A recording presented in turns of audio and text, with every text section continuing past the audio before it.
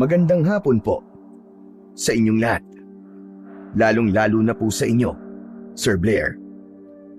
Ang kwentong aking ibabahagi ay nangyari noong taong 1980 habang kami ay nakatira sa gilid ng kagubatan ng Sierra Madre, isang lugar na napapalibutan ng malawak na kagubatan.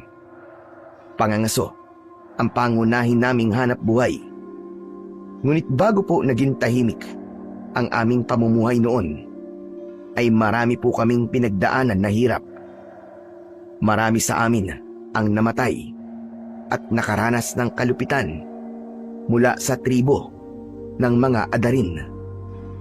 Simula pagkabata ay mahusay na ho akong gumamit ng pana. Mahusay din po akong lumambitin sa mga baging. Ang tawag nga po nila sa akin noon, ako raw po si Tarzan.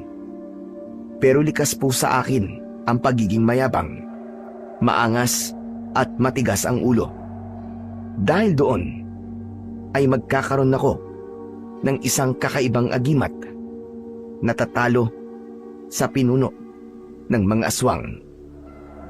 Bago ko po simulan ang aking kwento, ay nais ko pong ipaalam na ang lugar at mga tauhan na ginamit ko ay sadya kong binago. Kilalanin niyo na lang po ako sa pangalang Warlo. At ito ang aking kwento. O ano, Arvin? Handa ka na ba, ha? Oo naman. Mabuti na lang, nakatakos ako kay Lolo Pistol. Kung hindi, wala ka sanang kasama ngayon. At kapag hindi mo ko kasama, wala ka ring mahuhuli na babuira mo. Sus, umiral na naman ang kayabangan mo, Warlo. Pambihira ka, oo. Kahit kailan talaga ang kayabangan mo pa rin ang nangingibabaw. Ang mabuti pa, tigilan mo na yan, Chong. Baka yan pang magpahamak sa'yo eh. Hindi mangyayari sa akin yun.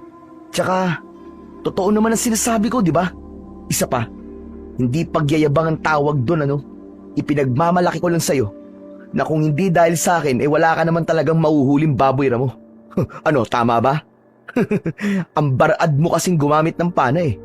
Lahat ay sablay, walang tumatama na palaso sa katawan ng mga tinatarget mo. Ano ba? Mga ngaso ba tayo o mag-aasara na lang? Nakakapikong ka na. Alam mo, Warlo, may hangganan ng pagiging mayabang, tandaan mo yan. Kaya habang maaga pa, tigil-tigilan mo na yan. Ay nako, napikon na naman ang lelong kumpanot.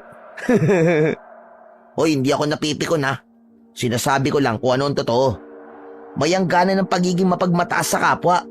Yan ang tatandaan mo, Warlo. Oo na. Pambihira naman to, oh. Bakit ba seryoso mo, ha, Arvin? Ito naman parang binibiro ka lang eh. Di ka na nasanay. Masyado ka naman yatang apektado sa mga sinasabi ko sa'yo. Eh paano ba naman kasi? Di naman sa lahat ng oras maaari ka magbiro na magbiro, no, Warlo? Tapos hanggang buto ang panlalait mo sa akin. Para bang hindi kita kaibigan yan eh. Oo na nga sabi, titigil na. Pambihira naman to, oh. Kahit kailan talaga ang bilis mo mapikon. Tumahimik ka na nga lang, Warlo. Pati yung pagtawa mo parang nang-aasar pa rin eh. Mas lalo lamang ako naiinis sa iyo eh. Hindi ko alam kung paano kita naging kaibigan. Ang lakas-lakas mo mang asar. Tapos, masaya ka pa na nakakasakit ka ng damdamin ng ibang tao.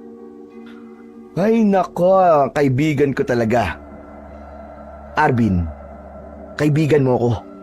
Dapat, kilala mo na ako. Hanggang ngayon ba hindi ka pa rin nasanay sa ugali ko.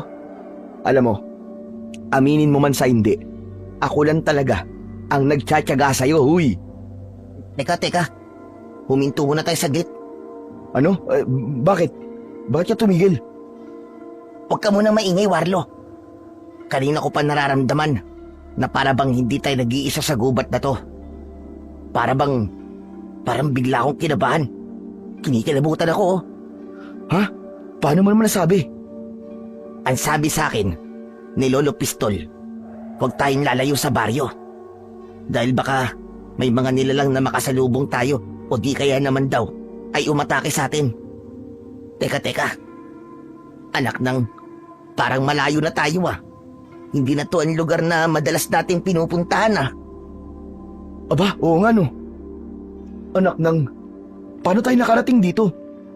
Ikaw kasi, ang dal-dal-dal-dal mo. Ayan, hindi na natin napansin na nakarating na tayo sa gitna ng kagubatan. Anak ng teteng oh, lagot na. Lagot na talaga tayo dito. Mapapagalitan tayo ni Lolo Pistol. Pambihira ka naman, Arvin, oo. Umandar na naman ang pagiging matatakotin mo. Tayong dalawa lamang dito. Hindi malalaman ni Lolo na nagpunta tayo rito. Ano ka ba? Mag-focus ka na lang sa target natin nang makauwi na tayo kagad. Pero, Warlo, nakakatakot dito eh. 11:00 na ng tanghali, di ba? Tignan mo nga oh. Parang tirahan ng mga aswang lugar na to. Baka makasagupa natin ang tribo ng mga adarin. Teka, sandali nga lang. Parang kanina lang ang tapang-tapang mo sa akin ha, Arvin. Bakit parang naduduwag ka na yata ngayon? Bakit, Warlo? Hindi ka ba natatakot sa mga adarin, ha? Hindi ka ba natatakot? Arvin, hindi ako natatakot sa mga adarin. Tao lang din silang kagaya ko. Hindi naman nila pag-aari ang gubat na to ha. Kaya walang dahilan para matakot ako sa kanila. Ang sinasabi ko lang naman, Warlo, dapat mag-iingat tayo. Kahit na alam mo mapanganib sa gubat na to, sugod ka pa rin ang sugod. Bakit? Nag-iingat naman ako ah. Tsaka, alam kong ginagawa ko, no? Alam mo, Warlo, kung hindi lang talaga kita kaibigan, nako, kanina pa kita iniwan dito. Tignan mo nga oh. Kanina pa nagsisipag tayuan ng mga balahibo ko. Takot. Alam mo, Arvin, kung hindi rin kita kaibigan, ay iisipin ko na bakla ka. Masyado ka nagpapaniwala sa mga iniisip mo tungkol sa mga adarin eh. Guni-guni mo lang yun. Kaya huwag ka na mag-alala. Laki-laki ng katawan nito eh. Masyado ka nagpapadala sa takot mo. Pambihira ka naman oh. Pati ba naman ang katawan ko pinansin mo? Teka, gumaganti ka ba? Eh kasi naman yung ingay-ingay mo eh. Hindi ba pwedeng tumahimik ka na lang muna? Kanina mo pa ako sinisermonan eh. Di ka ba napapagod? Tumahimik si Arvin.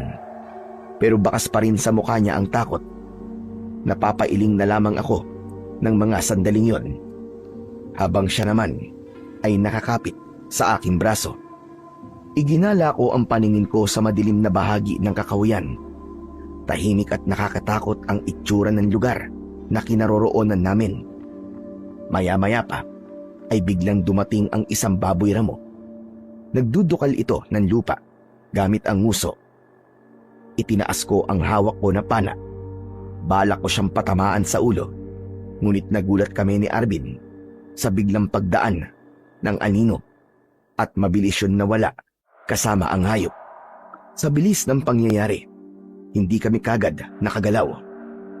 Warlo, nakita mo ba yun ha? Nakita mo ba yun? Oo, hindi ako bulag. Sabi ko na kasi sa iyo eh. Hindi tayo nag-iisa sa lugar na to. Tara na. Umalis na tayo. Arvin, pwede ba? Tumahimik ka nga muna. Pati ako nadadamay sa pagiging matatakotin mo eh. Paanong hindi ako matatakot? Nakita mo naman, di ba? Biglang nawala ang baboy ramo sa harap natin. Ano ba, Arvin? Ang ingay mo. Alisin mo nga ang mga braso mo sa kamay ko. Nakakainis ka na. Sige ka. Kapag bumalik ang anino na yon, ikaw ang ituturo ko. Sinasabi ko talaga sa'yo, Arvin. Iiwan talaga kita rito. Grabe ka naman sa akin. Natatakot na nga yung tao eh. Ginaganyan mo pa. Ano ba kasi ang anino na yun? Saan kaya dinala ng anino na yun ang baboy ramo? Hindi ako sigurado, Arvin, kung anong klaseng nilalang yung nakita natin. Basta kakaiba siya at hindi pang karaniwan ang bilis niya. Habang nagsasalita, ay dahan-dahan kami na lumabas sa halamanan na pinagtataguan namin. Saka inilingaling ako sa paligid ang aking paningin. Nang mga sandaling yon, ay mabilis na rin ang tibok ng aking puso dahil sa takot. Hindi ko lang ipinapahalata kay Arvin dahil ayokong matakot din siya. Pinakiramdaman ko ang paligid ko. Hanggang sa mapako ang aking atensyon sa isang bahagi ng halaman na gumagalaw. Tumingin ako kay Arvin at iniharang ko ang aking daliri sa aking bibig upang balaan siya na huwag maingay. Tumango siya, saka naupo, pabalik sa pinagtataguan namin. Tumingala ako sa itaas ng puno at tahimik na umakyat gamit ang baging na nakalaylay roon. Madali akong nakalipat sa kabilang puno sa tapat mismo ng gumagalaw na halaman. Pagkatapos ay inihanda ko ang aking pana, pero nanlaki ang mga mata ko nang makita ko ang isang nilalang na may pintura sa muka. Winakwak niya ang tiyan ng baboy ramo at hinugot ang lamang loob ng kaawa-awang hayop. Saka mabilis na nilantakan yon na parabang gutom na gutom. Diyos ko, Diyos ko, Diyos ko! Kumain siya ng hilaw na karne ng baboy ramo! Hindi ko mabitiwan ang tali ng aking pana dahil nag-aalala ako sa kaligtasan namin. Hindi ako sigurado sa nilalang na patuloy na lumalantak sa katawan ng baboy ramo. Napasulyap ako sa aking kaibigan na nakasilip sa pinagtataguan niya na halaman. Nakatingin din siya sa akin. Kita ko na nagtataka rin siya kung bakit hindi ko binibitiwan ang aking palaso. Pagkalipas ng ilang sandali, tumingin ako muli sa nilalang na kumakain sa baboy ramo. Tumayo siya, dinilaan niya ang kanyang kamay na parabang sarap na sarap siya sa dugo ng baboy ramo. Hinintay ko na umalis siya sa tapat ko. Nang mawala na siya sa paningin ko, saka ako lumundag pababa sa lupa. Agad na lumapit sa akin ang kaibigan kong si Arvin habang takantaka. Warlo, sino ang taong yun? Tama ba akong nakita ko kanina? Kinain niya ng hilaw yung baboy ramo? Oo, tama ka Arvin. Halika, lapitan natin yung katawan ng baboy ramo. Nilapitan namin ang nakahandusay na katawan ng baboy ramo. At yun na nga, wakwak nga ang tiyan nito. Nakadilat ang mga mata, laylay ang dila. Ang dugo ay nagsambulat sa lupa. Diyos ko po, kinain niya ang katawan ng baboy ramo. Anong klaseng tao siya, Warlo? Hindi siya tao, Arvin. Walang matinong tao nakakain ng hilaw na karne ng isang baboy ramo. Anak ng, hindi kaya isa siyang aswang? Ewan ko, hindi ko alam Arvin, hindi ako sigurado. Baka nga aswang siya. Nagtataka lang ako kung bakit may puting pintura ang mukha niya. Teka, sandali lang, Warlo. Hindi kaya, naku po, ito na nga sinasabi ko. Hindi kaya sila ang mga adarin? Hindi ba't ang mga adarin ay isang pangkat na mga tao na kumakain ng hilaw na karne? Diyos ko po, baka napasok natin ang sakop ng kanilang tribo. Kung nandito tayo sa kanilang tribo, delikado talaga tayo rito. Ayan na nga ba't sinasabi ko sa'yo kanina pa eh. Paano na yan? Ano? Umalis na tayo rito. Mamamatay tayo dito, Chong. Nagkatinginan kami ni Arvin. Nahuli ko siya na napapalunok ng laway dahil sa takot. Bata pa lang kami noon nang maganap ang pagsalakay sa baryo namin ng tribo ng mga adarin, kung saan ay marami ang namatay at binihag nila ang mga kababaryo namin. Pero hindi nagtagal ay pinatay rin sila. Ang balita, kinain sila ng buhay ng mga adarin. Nakakakilabot ang kwentong yun na patuloy na nagdadala sa mga tao ng takot. Kaya sinikap ko na maging mahusay sa paggamit ng lahat ng klase ng sandata para ipagtanggol ang aking kababaryo sa oras na muling sumalakay ang mga adarin. Maya-maya pa ay bigla kaming nakarinig ng malakas na sigaw. Boses yon ng isang lalaki, kasabay ng tawanan ng mga kalalakihan. Huwag! Huwag! Huwag niyo akong papatayin! Hindi naman ako tatakas eh! Dahil sa narinig namin ni Arvin, ay nilapitan namin ang pinagmumulan ng ingay. Mula sa likod ng puno, ay sinilip namin ang kinaroroonan ng mga yon. Nakikita ko ang isang lalaki na nakaupo sa lupa. Nakataas ang kanan na kamay habang nakikiusap sa lalaking may puting pintura sa muka at may hawak na sibat. Huwag mo akong isusumbong kay Pinuno ah! Naligaw lamang ako, kaya ako natagalan sa paghahanap ng baboy ramo. Nakikiusap ako! Hindi na ako nakatiis dahil nakita ko na nakatutok ang sibat sa dibdib ng lalaki na sa tingin ko ay edad 50 na. Itinutok ko ang hawak kong pana pero hinawakan ni Arvin ang aking kamay. Huwag, Warlo. Delikado. Hindi dapat tayo nakikialam sa kanila. Arvin, hahayaan ba natin na patayin siya? Pero hindi rin tayo dapat makialam sa kanila, Warlo. Paano kung tayo naman ang balikan? Ililigtas ko siya, Arvin. Para sa isang tao lang, ipagpapalit mo ang mga buhay natin. Paano kung dahil sa pangingialam mo sa kanila, madamay pati ang baryo natin? Nag-iisip ka ba, ha? Pambihira naman buhay to. Hindi naman nila malalaman yun, Arvin eh. Dahil papatayin ko silang lahat. Walang makakapagsumbong sa kanilang pinuno. Warlo, pwede ba? Makinig ka naman sa akin kahit ngayon lang. Nag-aalala ako sa mangyayari, Warlo. Paano kung dahil sa gagawin mo, ayun na rin na maging simula ng digmaan? Sige nga. Baka maulit na naman ang mga nangyari noon. Marami sa atin ang mapapahamak. Pero hindi ko kayang manood na nandito habang may pinapatay sa harapan ko. Kahit sino, ililigtas ko. Natigil ako sa pagsasalita nang marinig ko na sinasaktan nila ang lalaki. Sinaksak nila sa balikat ang lalaki, kaya hindi na ako nag-aksaya ng oras. Agad ko na pinakawalan ng palaso at lumipad yun sa ere. Tumama at tumagos yun sa noo ng lalaking may hawak ng sibat. Nagkagulo ang mga yon habang panayan linga sa paligid at hinahanap kung saan nanggaling ang pag-atake.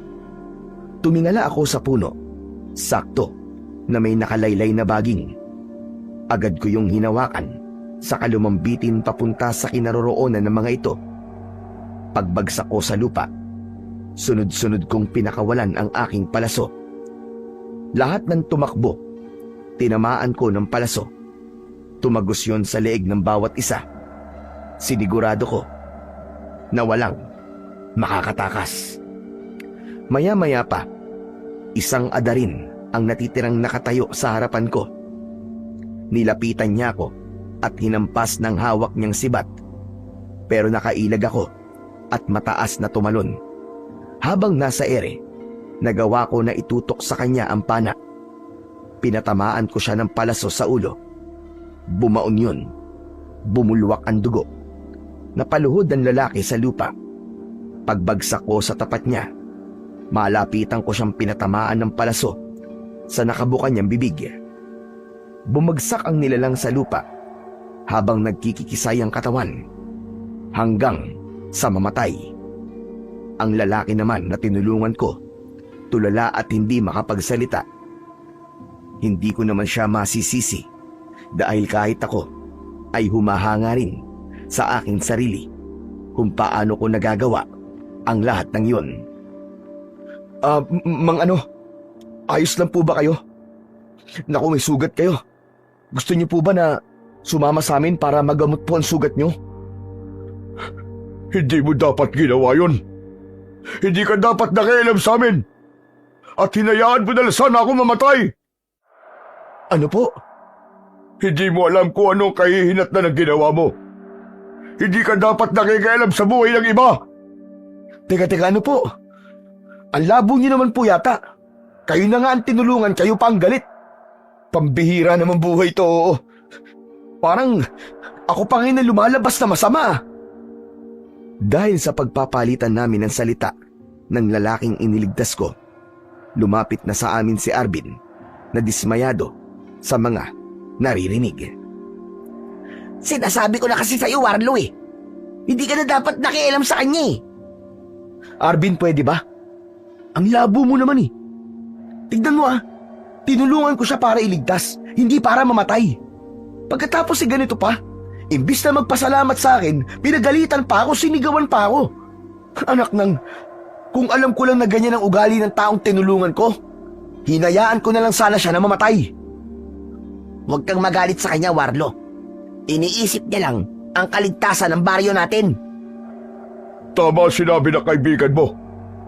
Sa ginawa mo, sa tauhan ni Pinuno, magdudusa ang mga kababaryo mo. Kapalit ng buhay ko ang buhay ng mga tao na madadamay dahil sa pagtulong mo sa akin. Pambihira namang kasalanan yan. Kasalanan pala ang pagtulong sa iba? Warlo, hindi naman kasalanan ng pagtulong eh. Pero depende sa sitwasyon. Sitwasyon na ano? Alam nyo, mabuti pa. Maiwan ko na kayo dyan eh. Total, wala naman palang kakwenta-kwenta ang pagliligtas ko sa taong yan eh. Pasensya ka na sa mga nasabi ko kanina. Pero hindi kaya ng konsensya ko na merong mamatay na dahil sa akin. Ako na ang bahalang umayos nito. Kailangan kong bumalik sa kuta nila. Wala na akong pakialam sa'yo. Kung gusto nyo bumalik, bumalik kayo. Tignan ko lang kung di kayo mapahamak sa tribo ng Adarin. Ang mga taong yun, hindi lang hayop ang kinakain nila, kundi karne rin na tao. Natigilan ako sa narinig ko mula sa lalaking iniligtas ko. Ganon din si Arvin, na lalong hindi mapakali sa mga narinig. Teka. Kung ganon, kumakain ka din ng karne ng tao? Kahit na kailan, hindi ako kumain ng karne ng tao. Isa lang akong alipin na hindi makaalis-alis dahil maraming mamamatay kapag tumakas ako. Sa kasamaang palad, hawak nila ang pamilya ko. Kaya lahat ng ipag-uutos nila ay talaga namang susundin ko. Ano sabi niyo? Sa pilitan nila akong pinaghahanap ng hayop sa gubat. Kung minsan pa nga ay tao, kapag walang-wala. Pero masasamad tao lang ang pinapatay ko. Pero, bakit niyo po yung ginagawa? Wala na rin po kayong pinagkaiba sa kanila. Kahit hindi ka kumakain ng karne ng tao. Kung hindi ko yung gagawin, babawasan nila ang isang parte ng katawan ng mahal ko sa buhay. Kagaya na lamang ng nangyari sa aking ina. Inalisan siya ng braso dahil hindi ko nasunod ang utos ng aming pinuno na si Poldo. Kung ganon, tinatakot nila kayo sa pamamagitan ng pagpapahirap sa pamilya nyo, ganon ba? Tama ka. Lahat ng mga kagaya ko na merong malakas na pangangatawan, ginagamit nila para sa kanilang paghahanap ng pagkain. Ang sabihin mo, duwag ka. Walang matapang kapag pamilya na pinag-uusapan. Ikaw, ano ang kaya mong isakripisyo para sa pamilya mo? Biglang nagpantig ang tenga ko sa tanong na yon ng lalaki na nakilala ko sa pangalang Mansado. Kinuwelyuan ko siya sa damit at galit na sinakal. Para sa akin, hindi katuwiran na hawak nila ang pamilya para lamang pumatay ng ibang tao kapalit ng buhay ng kanyang mga mahal sa buhay. Alam mo, kanina naaawa pa ako sa iyo eh. Pero ngayon, naiinis na ako sa iyo dahil duwag ka. Hindi ka gumagawa ng paraan para iligtas sila. Wala kang kwenta. Papatay ka para sa pamilya mo. Paano naman ang pamilya na papatayin mo, ha? Naisip mo ba yon? Naisip mo ba yon? Tinabig ni Mang Sado ang kamay ko at galit siyang lumayo sa akin. Sinasabi mo lang yan dahil hindi ikaw ang nasa sitwasyon ko. Talagang hindi ako malalagay sa sitwasyon nyo. Dahil ako, matapang ako. Buo ang loob ko. Gagawin ko ang lahat para iligtas ang buhay ng pamilya ko. Sa paraan na walang mamamatay na ibang tao. Warlo, tama na. Huwag mo siyang husgahan. Hindi siya duwag. Mahal niya ang kanyang pamilya. Kaya nagawa niya ang bagay na yun. Hindi pagmamahal ang tawag doon, Arvin. Kundi kaduwagan. Teka, sandali. Bakit ba apektado ka? Hindi ba't nawalan ka na rin ng pamilya habang inililigtas mo ang sarili mo? Hindi ba't kaduwagan din yon? Ano sabi mo? Kaduwagan din ang inililigtas sa sarili habang nasa panganib ang pamilya mo. Kaya ka ba nagagalit sa taong to? Dahil hindi mo nagawa ang ginagawa niya ngayon? Kahit na ano pang sabihin mo, hindi ko naiintindihan ang ginagawa niya. Pagsasakripisyo ang tawag sa ginagawa niya, Warlo. Mas iniisip niya ang kapakanan ng mahal niya sa buhay kesa sa sarili niya. Sinasabi mo ba, Arvin, na wala akong kwenta? Na walang kabuluhan ang sinasabi ko sa lalaking yan? Oo, sapagkat pinakikialaman mo ang tao na hindi mo naman kadugo. Kung tutusin, sino ba siya sa buhay mo? Kahit saan tignan, wala kang karapatan na pangunahan siya sa kanyang mga desisyon dahil wala ka namang ambag sa buhay niya. Tama na! Tigilan nyo na yan, huwag na kayo magtalo. Sige na, umalis na kayo. Bago pa kayo abutan ng mga adarin. Tama kayo, hindi nyo ako kadugo. Kaya wala kayong pananagutan sa akin. Tama! Wala nga akong pananagutan sa taong iniligtas ko, ngunit hindi man lang nakuwang magpasalamat. Pati ikaw, Arvin. Kaibigan kita, pero hindi mo ako naiintindihan. Kaya simula ngayon, wala na. Magkanya-kanya na tayo. Tumalikod ako sa kanila dahil unti-unti na akong nilamon ng galit.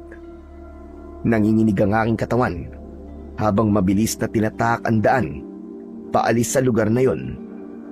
Iniwan ko si Arvin habang kausap ang lalaking iniligtas ko kanina. Hindi ko alam kung bakit iba ang galit na naramdaman ko ng mga sandaling yon. Habang abala ako sa paglalakad, ay bigla akong huminto. Napaatras ako nang makita ang mga lalaki na may pinturang puti sa muka. Nakahanay sila habang nakaharang sa unahan ng aking daan. Lumikha sila ng kakaibang ingay na tanging sila lang ang nakakaintindi. Itinutok ko sa kanila ang aking pana sa kamatapang na nagbanta. Sige, subukan nyo lang na lumapit sa akin. Kundi, hindi kayo sasantuhin ng palaso ko. Umalingaw-ngaw ang kanilang mga sigaw na parabang hudyat ng pakikipaglaban sa akin. Itinaas din nila ang sibat habang itinututok sa lupa. Humanay ang mga ito sa harapan ko at bawat linya ay humahakbang ng pasulubong na ang ibig sabihin ay paghahamon ng duelo laban sa akin. Alam ko na ang gusto niyong mangyari. Tinatanggap ko ang hamon niyo. Basta isa-isa lang. Umiling ang pinakapinuno sa kanila na nasa gitna ng hanay. Habang nakangisi na parabang nagkamali ako sa mga sinabi ko. Biglang bumaluktot ang 5 lalaki sa harapan ko habang nakatutok sa akin ang kanilang sibat. Hindi ko inalis ang pagkakatutok sa kanila ng pana. Hindi isa laban sa isa ang duelo na gusto nilang mangyari, kundi 5 laban sa akin. Yun ang pagkakaintindi ko sa posisyon nila. Teka. Parang gusto nyo akong lamangan sa gusto nyo mangyari ah. Di yata patas. Wala akong laban sa inyo, ang dami nyo eh. Hindi ko inaasahan na bigla silang susugod sa aking kinaroroonan. Gamit ang sibat ng 5 lalaki, lumipad ang mga yon sa ere. Mabuti na lang at nagawa kong maiwasan ang una nilang pag-atake. Gumanti naman ako sa kanila ng pagpana at tumama ang palaso sa isa sa mga kasamahan nila. Pagkatapos ay tumingala ako sa itaas ng puno. Nakita ko ang nakalaylay na mga baging. Lumambitin ako roon, sabay sipa sa muka ng aking mga kalaban. Dahil doon ay bumagsak sila sa lupa. Sinamantala ko ang pagkakataon na yon para lapitan sila. Itinutok ko sa kanilang noo ang hawak ko na pana. 4 na beses akong nagpakawala ng palaso at bumaon ang mga yon sa kanilang noo na tumagos naman sa lupa. Napaatras ang mga kalaban ko habang nakatingin sa mga kasama nila na napatay ko. Kitang-kita ko ang galit sa kanilang mga mata. Ano?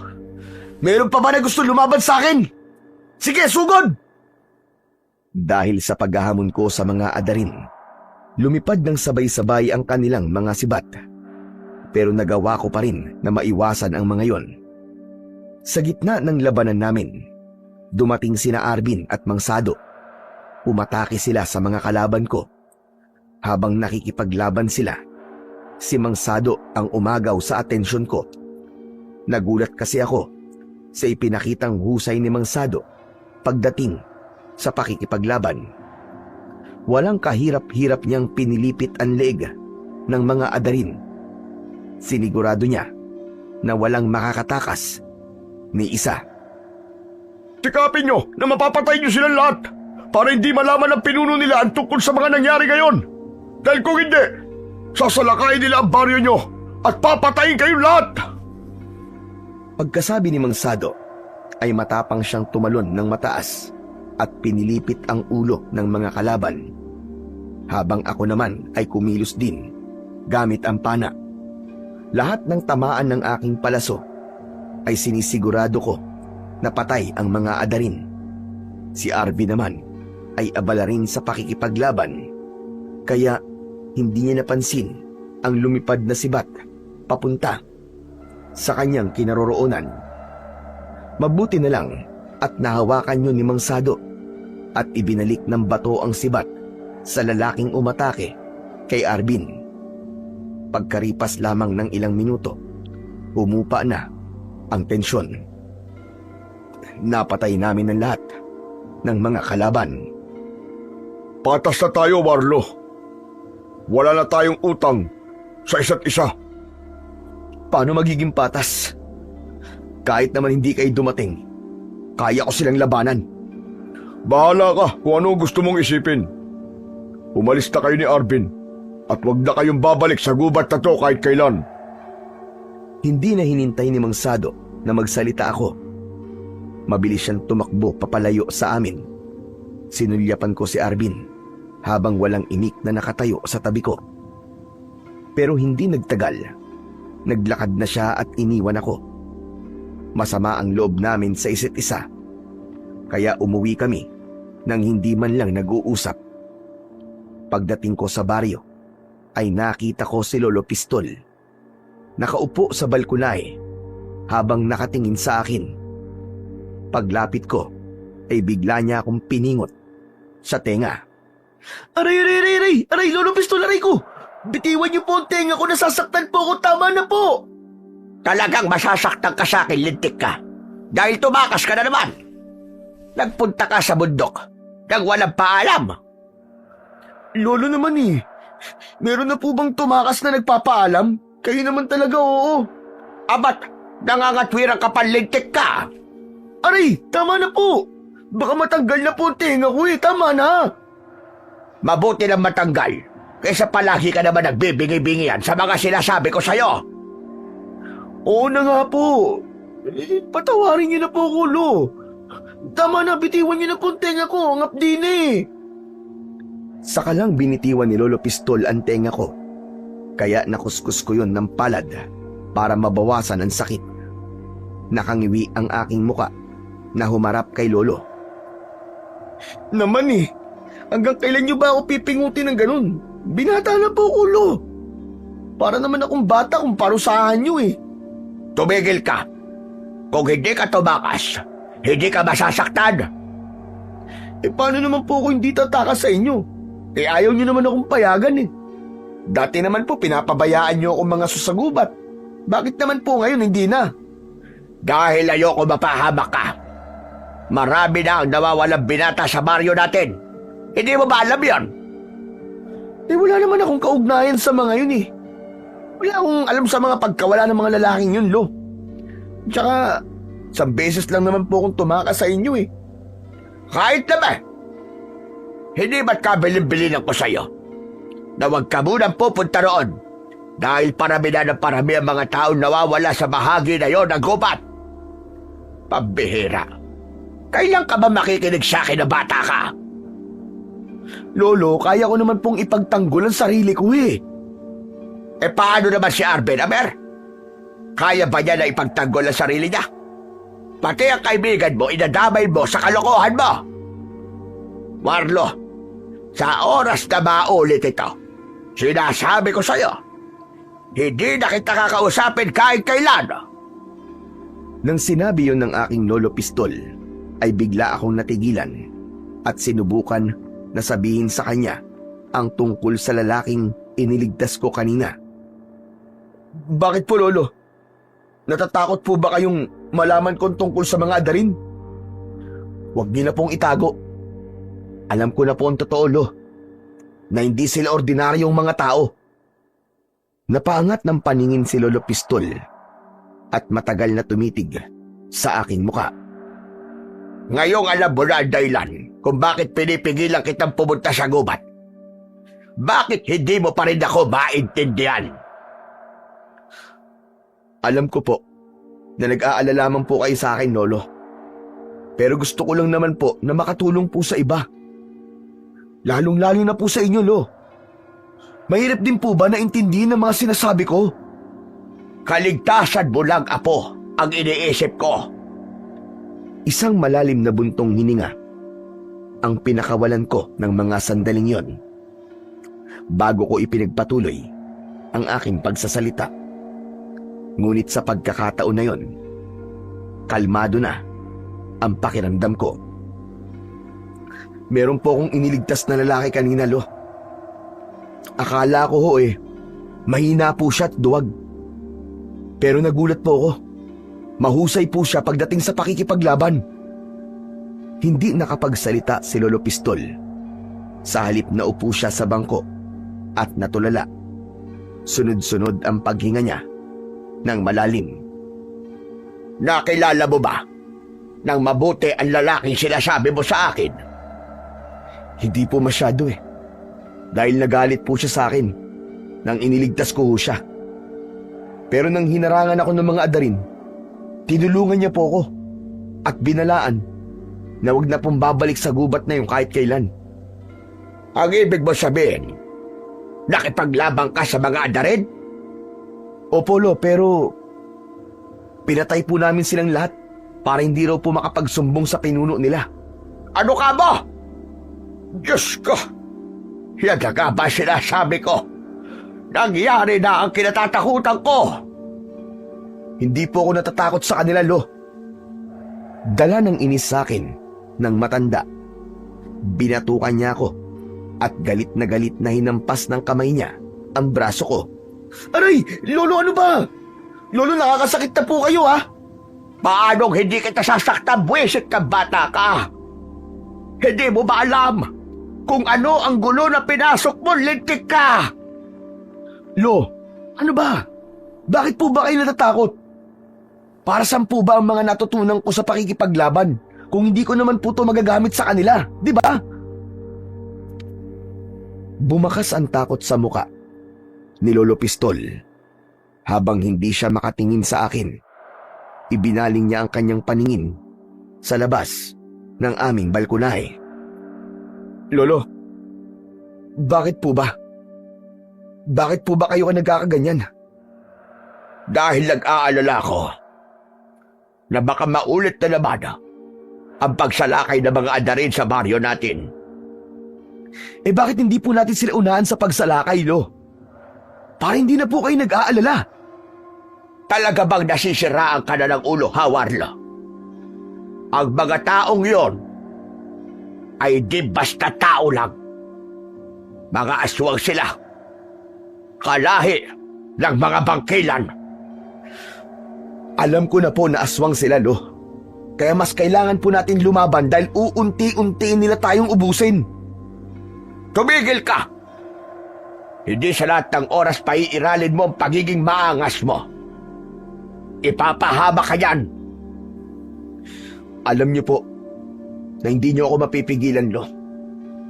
Sige na, kailangan ko na pong umalis. Teka, sandali lang. Saan ka pupunta? Dito lang po sa likod ng bahay. Magpapahangin lang po ako. Hindi ko na hinintay na magsalita si Lolo Pistol. Diretso akong nagtungo sa likod ng bahay at naupo sa duyan na nakatali sa katawan ng puno. Isang malalim na buntong hininga ang pinakawalan ko bago tumingin sa malayo. Biglang sumagi sa isip ko ang mga sinabi sa akin ni Arvin kanina. Minsan na akong naging duwag dahil wala akong kakayahan. Masyado pa akong bata noon ni hindi ko nga masyadong matandaan ang muka ng mga magulang ko. Ngunit ang alaala ng pangyayaring yun hanggang ngayon ay nagsisilbing bangungot na hindi ko makalimutan. Pinagsisisihan ko ang gabing tumakas kami ni Lolo habang naiwan ang pamilya ko sa bahay na nasusunog. Kaya isinumpa ko sa sandaling magkaharap kami ng mga adarin ay papatayin ko talaga sila. Yun ang totoong dahilan kung bakit ako balik ng balik sa bundok na yon. Maya-maya pa ay bigla kong narinig ang boses ng kaibigan kong si Arvin mula sa aking likuran. Warlo, pasensya ka na. Nabigla lang naman ako sa mga nasabi ko kanina. Tol, ako ang dapat na humingi ng pasensya sa'yo. Hindi ko dapat sinabi yun eh. Totoong sinabi mo. Minsan na rin ako naging duwag. Teka. Kalimutan mo na mga sinabi ko sa'yo kanina. Huwag mo nang isipin yun. Erase na. Kaya nga lang dito ako eh. Para humingi ng tawad sa'yo, tol. Alam ko naman na hindi mo kagustuhan ang nangyari sa'yo noon. 4 na taong gulang ka pa lang noon. Kaya wala kang magagawa para lumaban sa kanila. Pero kung humingi ako ng tulong sa iba, kahit papano, ay may nagawa man lang sana ako para iligtas sila. Hindi na nakatiis ang aking kaibigan. Tumabi siya sa akin sa duyan at inalis ang pana sa aking balikat. Ipinatong niya ang pana sa ibabaw ng maliit na lamesa na nakaharap sa duyan. Saka nagpakawala ng isang malalim na buntong hininga. Warlo, nag-aalala ako para kay Mansado. Paano kung patayin siya ng mga adarin? Tinanggihan niya ang tulong natin. Wala na akong pakialam sa kanya. Kumapahamak siya ron. Magmula nang makilala ko siya, Warlo. Alam mo, hindi siya mawala sa isip ko. Nako Ikaw baka nga bakla ka at nagkakagusto ka na sa kanya. Hoy, tumigil ka nga. Hindi nang ibig ko sabihin. Ikaw talaga para ka si Raulo. Alam mo kasi, para bang nakita ko na siya dati. Hindi ko lang alam kung saan o kailan. Basta, natatandaan mo ba yung lalaki na madalas na nagliligtas sa buhay dati sa gubat? Kahit nakataklob ang kanyang muka, para bang siya si Mansado, di ba? Pamilyar sa akin ang mga galaw niya kanina. Ano sa tingin mo, Warlo? Teka. Sinasabi mo bang si Mansado ang lalaki na madalas na tumutulong sa atin? Oo. Hindi ako maaaring magkamali. Kung siya ang lalaking yun, ano kaya ang dahilan niya? Bakit siya tumutulong sa atin habang nasa kuta siya ng mga aswang? Aswang? Totoo na aswang ang mga adarin? Oo. Sinabi na sa akin ni Lolo Pistol. Bigla tuloy ako nag-alala. Paano kung mapahamak talaga si Mansado at malaman ng pinuno nila ang nangyari sa kanyang mga tauhan? Hindi natin hawak ang sitwasyon. Baka biglang sumalakay ang mga aswang na yun sa baryo natin. Pag nagkataon, Anong gagawin natin, Warlo? Subukan lang nilang sumugod sa atin. Makikita nila ang hinahanap nila. Hindi ko sila uurungan. Muli kaming nagkasundo ni Arvin. Ganun naman talaga kami. Away bati na para bang mga bata. Pagkatapos naming mag-usap ay umuwi na siya. Naiwan ako na nahulog sa malalim na pag-iisip. Pagsapit ng gabi, ay pabaling-baling ako sa higaan. Hindi ako mapalagay. Maya-maya pa, bigla kong narinig ang malakas na lagabog sa kabilang silid. Bumaba ako ng katre. Dahan-dahan kong nilapitan ang pintuan ng aking silid para tignan ang ingay na yon. Paglabas ko sa aking kwarto, ay narinig ko ang mahinang bulong mula sa silid na ayaw pabuksan ng aking lolo. Ano kaya ang ginagawa ni lolo sa silid na yun? Akala ko ba ayaw niyang buksan yun? Ilang taon ko na ring napapansin ang madalas na pagpasok-pasok ni Lolo Pistol sa silid na ipinagbabawal niya sa akin na pasukin ko. At dahil sa kuryosidad ko, sinilip ko ang siwang ng pinto. Kitang-kita ko na nakadipa si Lolo Pistol. Nakaluhod siya sa sahig, nakatingala sa isang altar na merong malaking anito. Ang anito na yon ay may hawak na alakdan. Kulay itim na ang buong akala ko ay buhay at totoo. Napataklob ako ng palad sa aking bibig. Bigla akong kinabahan dahil hindi ko alam kung ano ang ginagawa ni Lolo Pistol. Ilang sandali ang lumipas, narinig ko ang mahina niyang pagsasalita.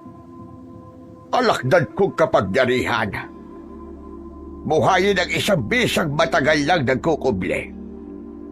Isang masaganang proteksyon mula sa hangin at kamandag ng aking agimat. Dinggin mo, alakdan, ang pagsusumamo ng iyong lingkod, kapalit ng buhay ng mga taong sakop ng iyong kapangyarihan. Manatiling tahimik ang iyong lakas hanggang sa araw ng kanilang paglitaw. Kahit nauunawaan ko ang kanyang sinasabi, hindi ko naman naiintindihan kung para saan ba yun. Bago lang yun sa pandinig ko. Ngunit bigla akong kinabahan. Maya-maya pa ay tumayo si Lolo Pistol. Nang mapansin ko na palabas siya sa silid, ay nagmamadali akong nagtago sa likod ng dingding sa may kusina. Ipinagsiksikan ko ang aking sarili sa pagtago upang hindi niya ako makita. Nang umalis siya sa tapat ng pintuan, sinigurado ko na nakapasok na siya sa kanyang silid bago ako pumuslit papasok sa loob ng kwartong nilabasan ni Lolo Pistol. Maingat ko na isinara ang pinto ng silid na yon, saka pinagmasdang mabuti ang altar. Nakabukas ang kulay pulang kandila at sa gitna ng mga yon, isang kwintas ang nakita ko. May taling itim at ang palawit ay isang buhay na alakdan. Ano to? Saka, para saan to? Hinawakan ko yun, pinaikot-ikot sa aking palad. Para bang gusto kong isuot yun sa aking leg. Natukso ako na sundin ang utos ng isip ko. Naramdaman ko sa aking sarili na unti-unti kong isinusuot yun. Nang lumapat ang palawit ng kwintas sa aking balat, bigla akong umangat sa sahig. Dumikit ako sa dingding at hindi ko mapigilan ang pagdipa ng braso ko. Teka! Ano nangyayari sa akin? Bakit parang hindi ko makontrol ang katawan ko? Aray! Ang sakit! Tulong! Kahit gusto kong sumigaw ng malakas, ngunit parang ipit na ipit ang boses ko at napakasakit ng katawan ko. Biglang naparirisa ang kamay ko at binti. Bumagsak ako sa sahig habang hindi ko naiintindihan kung ano ang nangyayari sa akin. Sinubukan ko na tanggalin ang kwintas, ngunit hindi ko yun mahawakan. Dahil sa ingay ng pagbagsak ko sa kawayan na sahig, tuluyan ng nakuha nun ng atensyon ng aking lolo. Pumasok siya sa silid at nagulat nang makita ako na nakahiga sa sahig habang nakadipa ang mga braso. Apo, anong ginawa mo? Diyos ko, bakit mo pinakailaman ang agimat ko? Sa kabila ng mga nangyari sa akin, ay pinilit ko na magsalita. Ngunit naninigas pati ang pangako. Agad na kumilos si Lolo Pistol. Nilapitan niya ang mga kandila at malakas na hinipan yon para patayin ng apoy. Nang mamatayan sindin ng mga yon, nawala rin ang malakas na puwersa na bumabalot sa aking katawan. Nanghihina na napaunat ako sa pagkakahiga habang hinahabol ang sariling hininga. Lolo, ano pong nangyayari sa akin? Ano pong klaseng agimat to? Hindi mo dapat pinakailaman ang gamit ko, Warlo. Narinig ko kayo at nakita ko po ang ginagawa niyo kanina, Lo. Kung ganon, kanina mo pa ako pinapanood sa pagriritual. Opo, Lo. Opo. Kaya pinakailaman mo na rin ang hindi mo dapat pakailaman. Lo, pasensya na po. Pasensya na po kayo. Bumangon ako at hinawakan ang palawit ng kwintas. Akma ko na sanang huhubarin yun nang hindi ko yun matanggal sa aking leeg. Para bang may mabigat na puwersang pumipigil sa akin na tanggalin ang alakdan. Napasulyap ako sa aking lolo. Bumakas ang lungkot at pag-aalala sa mukha niya. Hindi mo na yan mahuhubad. Kahit na ano pa ang gawin mo. Lolo naman eh. Huwag niyo naman po ako tinatakot. Sige na, hubarin niyo na po to sa akin, Lo. Hubarin niyo na po ang agimat na to. Lo, hindi ko naman po sinasadya na pakialaman po ang gamit niyo eh. Yan ang napapala ng mga pakialamerong kagaya mo. Ang agimat ng alakdan ay hindi kailanman mahuhubad ng walang pag-aalay. 50 aswang ang kailangan mong patayin bago mo mahubad ang agimat na yan. Ano po? Pambihira naman, Lolo Pistolo. Seryoso po ba kayo? Aba, seryoso ako, Warlo. Pagdating sa sagradong agimat, hindi dapat ginagawang biro ang lahat. Kahit sa tingin mo ay maliit lang yan, hindi mo makakaya ang bigat niyan kapag tinangka mong alisin yan sa leeg mo. Kahit guntingin mo pa yan o putulin, walang sandata na makakaputol niyan. Kahit isang tali lang yan. Pero, bakit po, Lo? Anong bakit? Kasalanan mo kung bakit nangyari yan sa'yo. Matagal na kitang binalaan na huwag kang papasok sa silid na ito. Pero anong ginawa mo? Napakatigas talaga ng ulo mo. Paano nga po, Lo? Paano ko po ito matatanggal? Kagaya na sinabi ko sa'yo, 50 aswang ang kailangan mong patayin bago mo matanggal yan. Bawat isang buhay ng aswang na mapapatay mo ay may mababawas din na puwersa sa kwintas mo. At sa huli, kapag nakumpleto mo na ang 50, ay saka mo lang yan mahuhubad sa iyong leeg. Tumayo si Lolo Pistol at tumingin sa kanyang altar. Ang kanina na kulay itim na anito ay naging kulay pula na para bang walang buhay. Mabilis akong napatayo at napatingin din sa gawi ng alakdan. Paano po nangyari yun, Lo? Mawawala na kulay ang lahat ng mga yan sa oras na may magmay-ari na sa agimat ng alakdan. Ano po ang kakayahan ng agimat, Lo? Magkakaroon ka ng kakayahan na makakita ng mga nilalang na hindi nakikita ng isang ordinaryong tao. At lahat ng mahahawakan mo sa data ay magkakaroon ng epekto na para bang sa kamandag ng alakdan. Ayos naman po palang agimat niyo, Lo eh. Ang astig. At masaya ka pa sa lagay na yan, ha? Buhay mo na ang pinag-uusapan dito, Warlo.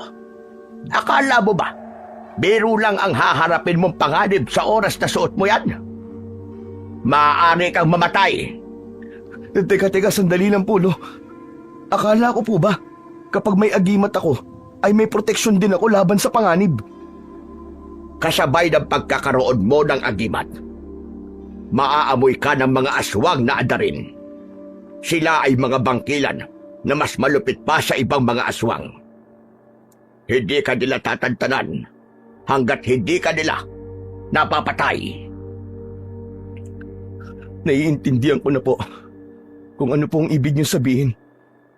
Kahit may agimat ako, importante pa rin ay yung mag-iingat ako dahil malakas ang mga aswang na bangkilan. Tama po ba, Lolo Pistol? Biglang sumagi sa isip ko ang mga nangyari sa mga magulang at kapatid ko. Kaya muli akong nagsalita.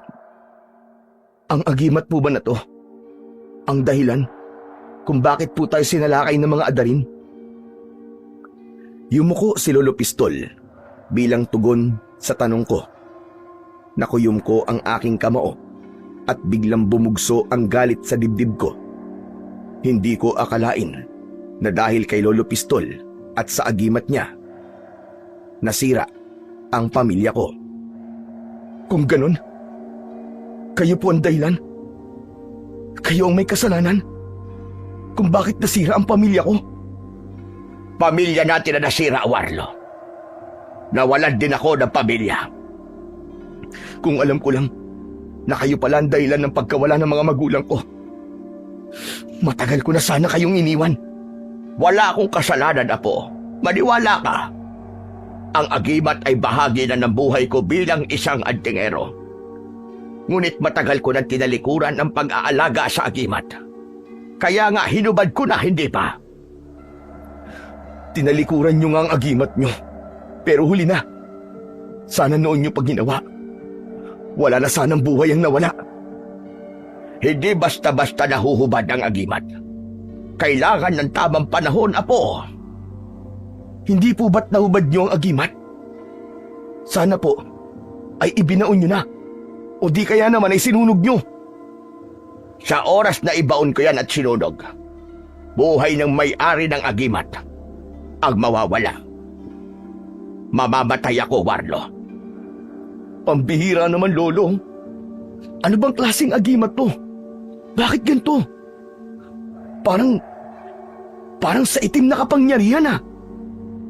Nagkakamali ka. Hindi yan galing sa itim na kapangyarihan, Warlo. Nanggaling ang agimat na yan mula sa inalagaan na alakdan ng sinaunang antingero. Inalagaan? Inalagaan po ang alakdan ng isang orasyon? Tama ka. Humihigop ang alakdan na kapangyarihan ng mabubuting antingero. Kaya ang kapalit niyan, 50 aswang. Dahil 50 antingero na rin ang nagmay-ari sa agimat. Yun din ang lakas ng puwersang bumabalot sa kwintas. Matagal na hindi ako nakapagsalita ng mga sandaling yon. Masama ang loob ko sa mga nangyari.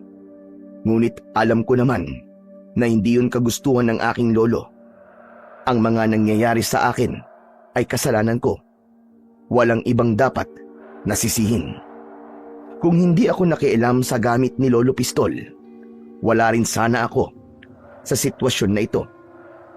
Kinabukasan, paggising ko, ay hindi ko nakita si Lolo Pistol. Sa halip, si Arvin ang nasa bahay at hinihintay niya akong magising. Hawak niya ang pana ko habang nililinisan yon. Oh, buti namang gising ka na. Kanina pa ako naghihintay sa'yo eh. Nasaan si Lolo Pistol? Umalis siya kanina. May pupuntahan daw siya. Hapon na raw siyang uuwi. Tamang-tama. Mangangaso tayo ngayon, Arvin.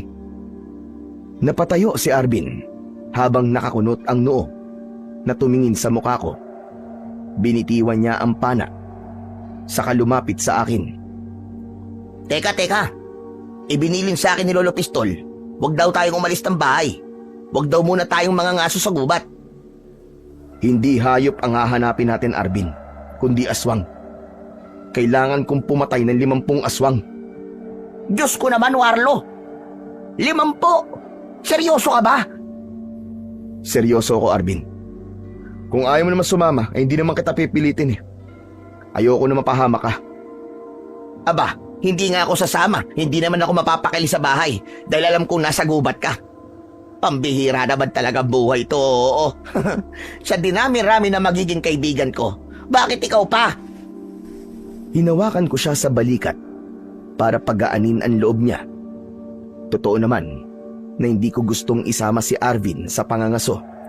Kaya lang sa pagkakataong yun ay kailangan ko na ang tulong ng aking kaibigan. Oo na, sige na. Sasama na ako. Ang bihira buhay to. O ano, ngayon na ba tayo aalis? Oo, Arvin. Kailangan na makabalik tayo kagad bago pa dumating si Lolo Pistol. Agad naming inihanda ang pana na dadalhin namin sa pangangaso. Pagkatapos ay mabilis kaming naglakad papunta sa bundok. Pagkalipas ng ilang minuto ay narating namin ang gitna ng kagubatan. Nang maramdaman namin ang pagod ay saglit kaming nagpahinga. Nakaupo kami sa ugat ng puno nang marinig namin ang huni ng isang hayop. Mula sa hindi kalayuan ng aming kinatatayuan. Nagkatinginan kami ni Arvin. Napatayo ako at kumilos para magtago sa likod ng puno. Magkahiwalay kami habang hinihintay ang paglapit ng huni na yon. Pero hindi namin inaasahan na meron na palang nagmamay-ari sa hayop na inaabangan namin. 2 adarin ang nakita namin. Sumenyas ako kay Arvin bilang hudyat na ako ang unang aatake. Sa mga yun, hinila ko ang tali ng aking pana, saka itinutok yun sa kalaban. Sinipat ko ang dibdib ng isa sa kanila. Sabay bitaw ng pisi at lumipad ang palaso sa ere. Tumama yon sa dibdib ng isang adarin. Tumagos yon hanggang sa likod nito. Bumula ang bibig ng adarin na nagdulot naman ng takot sa nag-iisang kasama niya. Si Arvin naman ang pumana sa isa pa. Tumama ang palaso sa ilong ng kalaban. Nang lumapit kami sa kinatatayuan ng mga adarin, pareho kaming nagulat sa nangyari sa isang adarin na tinamaan ko. Hala, Warlo, ano nangyari? Bakit naging kalansay ang katawan ng isang to? Pareho lang naman silang namatay sa pana. Teka, may ginawa ka ba? Hindi kagad ako nakapagsalita. Bigla kong naalala na meron pala akong taglay na agimat na hindi maaaring ipagsabi kahit na kanino. Wala. Wala akong ginawa sa kanya, Arvin. Hindi ko alam kung bakit nangyari ang bagay na yan sa kanya. Grabe, halos walang natirang laman sa buto niya. Parang binuhusan siya ng asido ah. Ni walang bahid ng dugo. Hindi kaya may inilagay ka sa talim ng palaso mo, ha, Warlo? Wala nga akong inilagay, Arvin. Hindi ba't ikaw naman na naglinis nito kanina? Dahil sa pagiging abala namin sa nangyari sa 2 adarin, hindi namin napansin na nakatakas na ang baboy ramo. Anak ng... Yan, nakatakas na sa atin yung baboy ramo. Sayang. Tumigil ka na nga, Warlo. Hindi ba't ikaw naman na nagsabi na hindi hayop ang dahilan kung bakit tayo nandito, kundi kailangan natin pumatay ng aswang? Teka, ano ba talaga ang pinaplano mo? Balak kong tulungan si Mang Sado. Kung totoo na siya ang lalaking madalas na tumutulong sa atin nun, dapat lang na tumanaw tayo ng utang na loob sa kanya. At sisimulan ko sa pagbabawas ng mga adarin. Kung hihina ang puwersa ng kalaban, madali natin maililigtas ang mga biyag sa kamay ng mga adarin. Kung sa bagay, kundi dahil sa lalaking yun, baka patay na rin tayo. Kaya tama ka, Warlo. tutulong na rin ako sa'yo. Ililigtas natin sila. Kahit na ano pa ang mangyari. Salamat, Arvin. O paano? Tara na. Tinahak namin ang makipot na daan papasok sa mas madilim na bahagi ng kakahuyan. Ngunit hindi namin inaasahan na makakakita kami ng mga taong pinapatay sa lugar na yun. Nahuli kami ng dating ni Arvin dahil ang ilan sa kanila ay halos maubos na ang katawan. Mga halimaw kayo! Ang dapat sa inyo ay mamatay! Naluluwa sa galit na mabilis na hinila ko ang tali ng pana. Sunod-sunod ang pagpapakawala ko sa palaso. Si Arvin naman ay natulala habang pinapanood ako kung paano ako makipaglaban sa mga adarin. Pati na ang paraan ng pagpatay ko sa kanila. Malakidlat ang aking galaw na halos madali kong natatakbo ang malalayong pagitan ng mga kalaban. Ni hindi nila makita kung saan nanggagaling ang aking palaso. Dahil nagagawa kong kunin kagad ang palaso sa katawan ng mga ito at ibabala ulit yon sa aking pana. Lahat ng tamaan ng aking palaso ay natutunaw hanggang sa natitira na lamang ay ang kanilang kalansay sa katawan. Sa puntong yon, hindi na nakatiis si Arvin na hindi magtanong sa akin. Warlo, magsabi ka nga sa akin ng totoo. Bakit naging kakaiba ang kilos mo ngayon? Pati ang pagpana mo, may epekto rin sa kanila. Hindi ako naniniwala sa sinasabi mo kanina. Pero kung pagbabasihan ko ang kilos mo, masasabi ko na nagtataglay ka ng isang agimat. Wala na akong nagawa sa mga pagkakataong yun, kundi ang aminin ng totoo sa kaibigan kong si Arvin. Dismayado siyang hindi agad nakapagsalita. Pasensya ka na, tol, ha? Kaya kailangan kong pumatay ng 50 aswang para mahubad ko ang agimat na alakdan. Bakit uhubarin mo ang agimat mo, Warlo? Malaki ang may tutulong yan sa'yo. Kaya kung ako sa'yo, huwag mo nang bitiwan yan. Gamitin mo yan sa pagliligtas sa buhay ng mga bihag. Sus, kahit wala naman tong agimat kaya ko silang iligtas, no? Ewan ko sa'yo. Nagmamayabang ka na naman. Kahit kailan talaga, napakayabang mo. Hoy, hindi pagmamayabang yun. Kaastigan ang tawag doon, Arvin. O teka, sandali. Saan ka pupunta? Sampa, di mag-aanap na lang ng usa. Nang sa ganun, may makain tayong masarap mamaya. Pambihira, nilayasan ako. Hoy, Arvin! Wala ka ba talagang bilib sa akin? Wala! Napapailing na lang ako sa reaksyon na yon ng kaibigan ko. Maya-maya pa ay sumunod ako sa kanya sa paglalakad. Arvin! Arvin, teka, hintay! Sandali! Sumalubong sa akin si Arvin at bigla niyang tinakluban ang aking bibig. Sumenya siya sa akin at itinuro ang mahabang linya ng mga taong naglalakad sa hindi kalayuan habang binabantayan ng mga ito ng maraming mga aswang na adarin. Nagtago kami sa likod ng puno habang tinitignan ang mga tao. Bumundol ang kaba sa aking dibdib, lalo na nang nagmistulang uminit ang suot ko na agimat. Anak ng... Saan galing ang mga yan? Teka, tignan mo. Si Lolo Pistol yun ah. Bigla akong kinabahan nang ituro sa akin ni Arvin ang kinaroroonan ng aking lolo. Bumundol ang pag-aalala sa dibdib ko.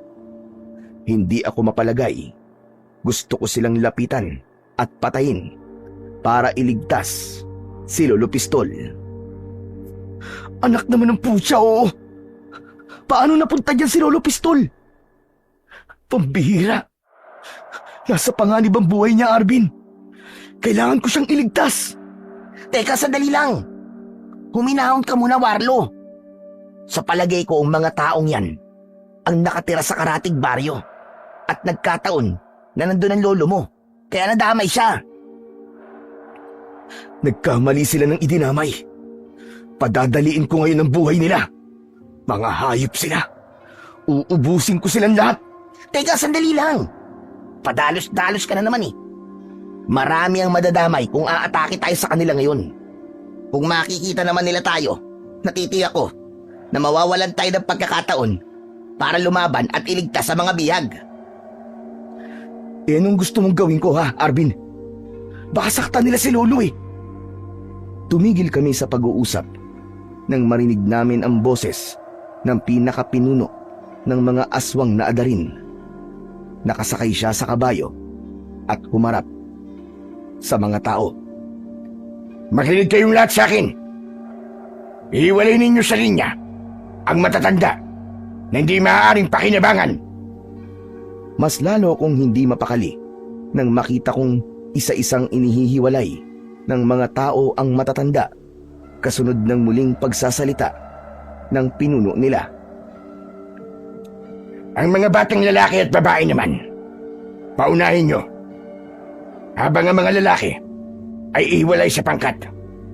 Ang matatanda sa kabilang linya, doon kayo sa direksyon sa kanan. Magsama lamang kayo ng ilang tauhan at patayin silang lahat. Huwag na huwag kayong sasablay. Alam nyo na kung ano ang magiging kapalit. Huwag naman. Maawa kayo sa amin. Hindi uso sa akin ang awa, tanda. Basta para sa akin, ang matanda na walang pakinabang ay kailangan ng patayin. Makakabigat lamang kayo sa paglalakad namin. Sige na, iatid na sila sa huling hantungan nila. Mula sa aming pinagtataguan ay hindi ko inalis ang paningin sa mga lalaking tumangay sa aking lolo. Kailangan ko siyang mailigtas, kaya tahimik ako na umikot sa kabilang direksyon ng daan. Pagdating ko roon, nadatnan ko sila na pinaluluhod ang mga ito sa lupa habang nakagapos ang mga kamay sa likod. Umiiyak na ang ilan dahil sa labis na takot. Akala ko papatayin sila sa pamamagitan ng pagsaksak ng hawak-hawak nilang mga sibat. Ngunit nabigla ako nang makita ang unti-unting pagbabago sa kanilang anyo. Naging isang malaking baboy ramo sila na halos kasinlaki na ng tao. Umaangil sila ng malakas. Tumutulo pa ang malapot nilang laway na tangka na sanang papatayin ang mga matatanda. Ibinuka nila ng malaki ang kanilang bibig para sakmalin ang ulo ng mga bihag. Sinamantala ko na ang pagkakataon na yon. Pinatamaan ko ng palaso ang kanilang bunganga. Magkakasunod ang ginawa kong pag-atake habang naglalakad ako papalapit sa kanilang kinaroroonan. Nagkikikisay ang mga yon hanggang sa maging kalansay ang katawan. Mabilis ko silang nilapitan. Kasunod si Arvin. Pinakawalan namin ng mga biyag at inuna ang matandang si Lolo Pistol. Diyos ko, Warlo!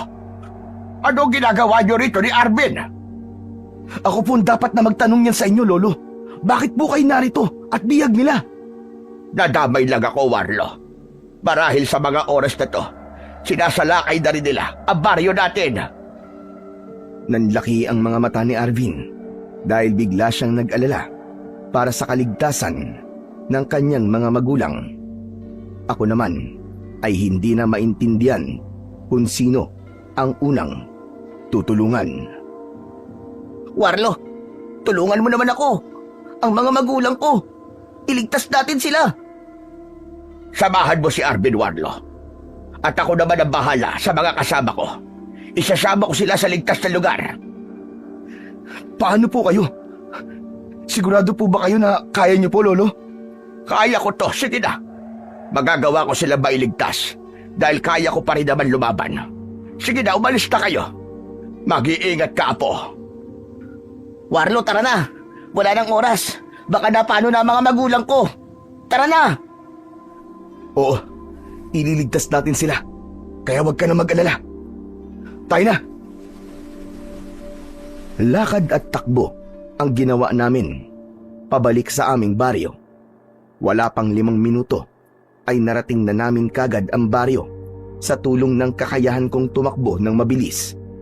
Maging si Arvin ay hindi makapaniwala na nagawa ko siyang madala sa baryo ng ganong kabilis habang siya ay bitbit ko. Bumungad sa amin ang kaliwat kanan. Nasunog, sigawan at iyakan ng mga pamilyang nawalan ng mahal sa buhay. Muling sumariwa sa aking alaala ang mga nangyari noon. Dala ng bugso ng aking damdamin. Sumugod ako sa mga kalabang aswang habang panay ang pagpapakawala ng mga palaso sa ere. Si Arvin naman ay nag-alala nang makitang nasusunog na rin ang kanilang tahanan. Anak ng biyag nila mga magulang ko, Warlo! Sundan natin sila!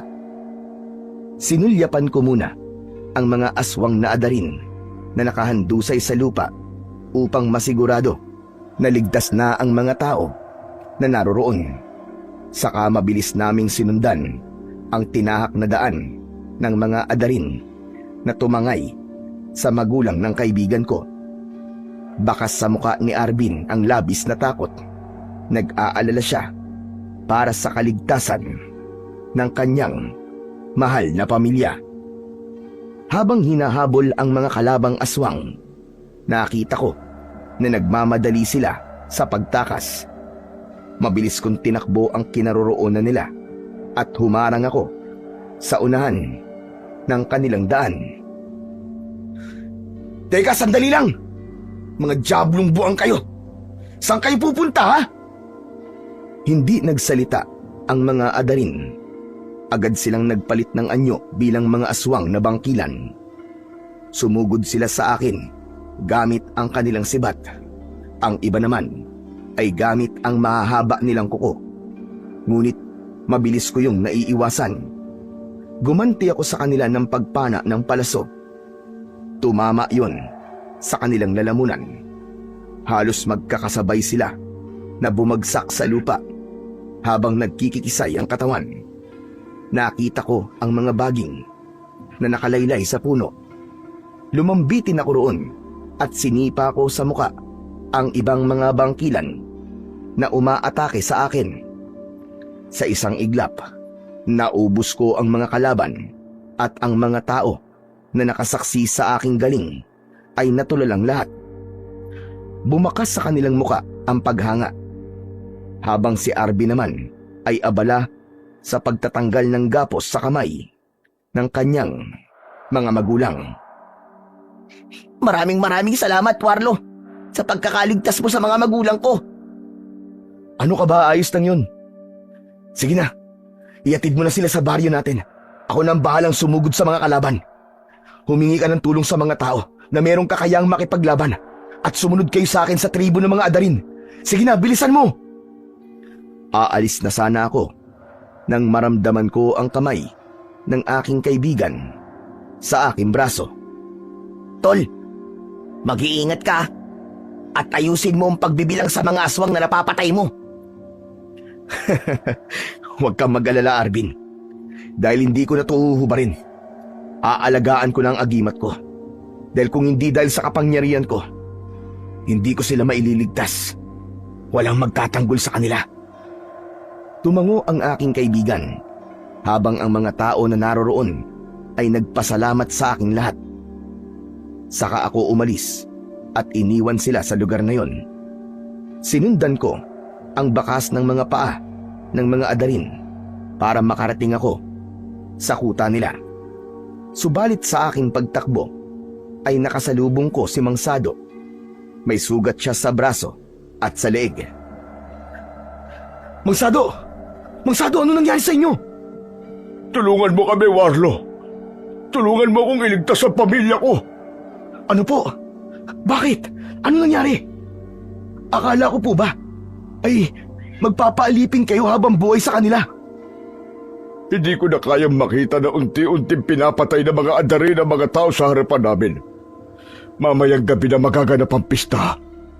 Yun ang dahilan kung bakit sila nangunguha ng mga tao. Ano po ang dahilan? Bakit kailangan nilang gawin yun? Para yun sa gaganapin na ritual. Sabay-sabay silang papatayin.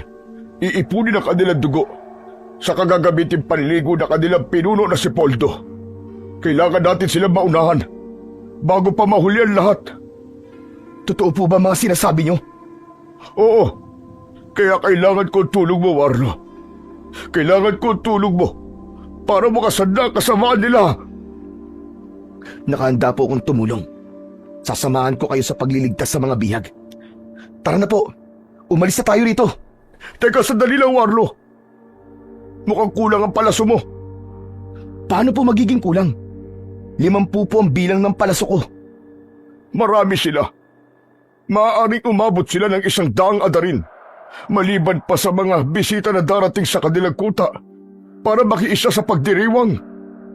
Kung ganun po, kailangan natin ng pampasabog.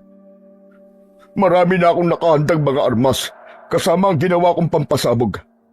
Gagawin natin ang pagsalakay mamayang gabi. Kapag nagtitipon na sila, may talim pula ang mga bahay na ginawa nilang kulungan para sa mga biyag. Kaya maiiwasan natin sila kapag umaatake na tayo sa kanila. Kung ganun, may mga palaso din po ba kayo? Oo, ibinaon ko sa bawat gilid ng bakuran ng kuta nila. Habang nandoon ako, ay nagsagawa na ako ng mga plano. Ayos. Tara na po, Mang Sado. Kailangan na natin kumilos. Agad kaming tumakbo sa kabilang direksyon ng daan matapos ituro sa akin ni Mang Sado ang lokasyon ng kuta. Ilang minuto ko lang halos tinakbo ang kinaroroonan ng tribo. Naiwan si Mang Sado na nagtataka sa mabilis kong pagtakbo. Anong meron? Bakit parang kakaiba ang bilis mo sa pagtakbo? Wala po ito. Nasanay lang po ako na tumakbo ng mabilis. Sa pangalawang pagkakataon ay inilihim ko kay Mang Sado ang tungkol sa agimat ko. Kahit tinutulungan niya ako, hindi pa rin ako nakakasigurado. Nakakampi ko siya. Isa pa, nakatira siya sa tribo ng mga adarin at pumapatay siya ng tao para iligtas ang kanyang pamilya. Kaya hindi pa lubos ang pagtitiwala ko sa kanya. Sige, dito tayo maghiwalay. Hihintayin natin ang pagdilim ng paligid upang madali tayo makakilos. Sisiguraduhin natin na nasa loob ng mga aswang. Nagsimula na kami maghiwalay ng pwesto. Mabilis akong umakyat ng puno habang tanaw ang mga tao sa ibaba sa mismong gitna ng kuta ng mga aswang na adarin. Naiwan naman sa ibaba si Mang Sado. Umikot siya sa bakuran at naghanap ng matataguan. Maya-maya pa ay natanaw ko ang pinuno ng mga adarin at nagsalita ito sa entablado ng tribo habang nakatayo ang mga alagad niya sa kanyang harapan. Siguraduhin ninyo na magiging maayos ang lahat bago dumating ang mga bisita. Ianda ang dapat na ianda. Ang sino man napapalpak sa ipag-uutos ko ay agad kong papatayin. Sabay-sabay na nagsipagsagot ang mga tauhan ni Mang Poldo habang nakangisi siyang nakatingin sa kanyang mga alagad. Habang ako naman ay pinag-aaralan na ang bawat galaw ng mga bantay. Uminit ang suot kong agimat at nagulat ako nang makita na meron ding mga adarin na umiikot sa palibot ng tribo. Tinignan ko si Mang Sado na nagtatago sa halaman. Sumenyas ako sa kanya at itinuro ang dalawang kalaban sa ibaba ng puno na aking kinaroroonan. Itinutok ko ang pana at sa pagtingala ng isang adarin, binitiwan ko ang palaso. Bumaon yun sa pagitan ng mga mata ng kalaban. Si Mang Sado naman ay mabilis na tumakbo sa kinaroroonan ng mga kalaban at agad na nilaslas ang leg ng natitirang adarin. Pagkatapos, hinila ni Mang Sado ang katawan ng napatay niya. Nahalata ko na bigla siyang natigilan nang makita ang kalansay na katawan ng adarin na tinamaan ng aking palaso. Ngunit walang pagkakataon para magtanong ito dahil kailangan niyang bumalik sa dati niyang pwesto. Pagsapit ng gabi, kung saan ay nagtitipon ang lahat ng pangkat ng mga aswang na adarin, maingat akong lumambitin sa baging pababa sa puno. Nilusob namin ang kuta kasama si Mang Sado. Habang abala ang mga kalaban, tahimik kaming pumasok sa tarangkahan ng tribo. Habang tinatahak namin ang papasok sa bakuran nila, umalingaw-ngaw ang boses ng pinuno nila na si Mang Poldo. Magaling! At nakadalo kayo mga kasama. Isara nyo na ang tarangkahan at magsisimula na tayo sa ating pagdiriwang. Agad na kumilos ang mga alagad ng pinuno ng mga adarin. Saka inilabas ang alak at karne ng tao na nakalatag sa lamesang tabla. Umugong ang ingay na parabang hudyat ng pagsasaya nila. Ang suot ko naman na agimat ay nag-iinit bilang palatandaan na mga aswang na bangkilan ang lahat ng naroroon. Lumiwanag pa yon na parabang tinatanglawan nito ang aking daan. Sa paglibot ko ay nagtagpo kami ni Mang Sado sa likod ng isang kubo habang tahimik na nagmamatsyag sa paligid. Kunin mo itong dinamitang bote. Kapag sinindihan mo yan, sasabog yan at kakalat naman ang katas ng bawang at asin sa loob niyan. 5 pirasong bote. Sapat na yan para mabawasan ang kanilang puwersa. Sige ho, mag-iingat ho kayo. Teka, sandali lang.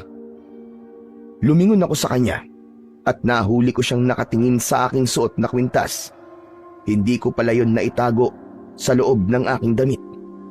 Hinawakan niya ang braso ko habang hindi inaalis ang tingin sa palawit ng kwintas. Kanino mo nakuha ang agimat na yan? Alam niyo rin po ang agimat na to? Oo, pero sino nagbigay niyan sa'yo? Paano napunta yan sa'yo? Ang totoo ho niyan pinakailaman ko po ito sa altar ng aking lolo pistol. Aksidente lang po na naisuot ko to. Kailangan ko po na pumatay ng 50 aswang bago ko ito mahuhubad sa leg ko. Humigpit ang kapit ni Mang Sado sa aking braso at nang tumingin ako sa mukha niya ay namumula ang kanyang mga mata. Hindi lang kami nagkaroon ng pagkakataon na makapag-usap dahil muling nagsalita ang pinuno ng mga adarin at nabaling doon ang aming atensyon. Bumitaw si Mang Sado sa akin, saka muling sumilip sa gilid ng kubo. Kunin nyo na ang mga biyag. Ihanda na sila para sa pag-aalay. Nang marinig ko ang sinabi ni Mang Poldo, maingat kong sinindihan ang dinamitang bote, saka inihagis yon sa gitna ng nagtitipon na mga adarin. Umalingaw-ngaw ang malakas na pagsabog sa paligid, kasabay ng pagsambulat ng mga nilalang na naroroon. Ano ito? Ano nangyayari? Magsikalat kayo! Hanapin na nagpasabog sa kuta natin! Inulit ko ang pagsindi sa dinamita at inihagis yon ng inihagis sa lahat ng mga nilalang na makikita ko. Habang si Mang Sado naman ay nagsimula ng makipaglaban sa mga adarin. Dahil sa kaguluhan na nilikha ko, sabay-sabay silang nagpalit ng anyo bilang aswang na bangkilan. Halos mabingi ako sa malakas na pag-angin nila. Sa pagsindi ko ulit ng panghuling dinamita, nagkasalubong ang tingin namin ng pinuno ng mga bangkilan. Saglit akong natigilan, pero hindi nagtagal. Inihagis ko ang dinamita sa kanya, pero nasalo ng aswang ang dinamita at ibinatayon pabalik sa akin. Mabuti na lang at mabilis akong nakatalon. Ang tinamaan ay ang mismong alagad niya. Hindi ito maaari! Patayin niyo ang mga lumapastangan sa ating tribo! Biglang tumakbo ng mabilis ang pinuno ng mga aswang, papalapit sa aking kinaroroonan. Itinutok ko ang palaso sa papasugod na kalaban, sabay bitaw sa pisik. Lumipad sa ere ang palaso, subalit naiwasan yun ng pinuno. Nang makalapit na siya sa aking kinaroroonan, tumama sa aking katawan ang kanyang kamao. Tumalsik ako at pasadsad na bumagsak sa lupa. Bumangon ako pero muli siyang umatake sa akin. Bumaon ang matutulis niyang kuko sa dibdib ko. Dahilan upang mapasigaw ako sa labis na sakit.